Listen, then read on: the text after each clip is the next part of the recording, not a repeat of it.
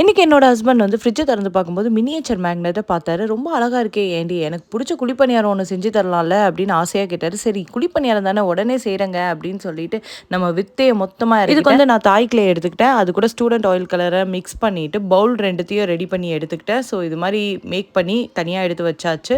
அடுத்தது பார்த்தீங்கன்னா வந்து வாழை இலை, அதுக்கு வந்து க்ரீன் கலரை மிக்ஸ் பண்ணி வாழை இலையும் மேக் பண்ணி எடுத்துக்கிட்டேன்.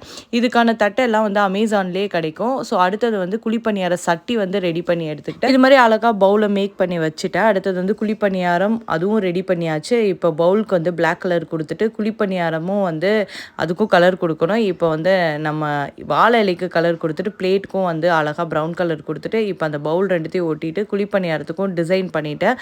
அந்த ப்ரௌனிஷாக வரும்ல அது மாதிரி டிசைன் பண்ணிவிட்டு இது எல்லாத்தையும் அழகாக எடுத்து கம்போட ஒட்டிட்டு என் ஹஸ்பண்டுக்கு எடுத்துகிட்டு போய் கொடுத்தேன். அவரை ரொம்ப ஆச்சரியப்பட்டார். நீங்களும் வீட்டில் விதவிதமாக டிசைனாக இது மாதிரி செஞ்சு பாருங்கள். ரொம்ப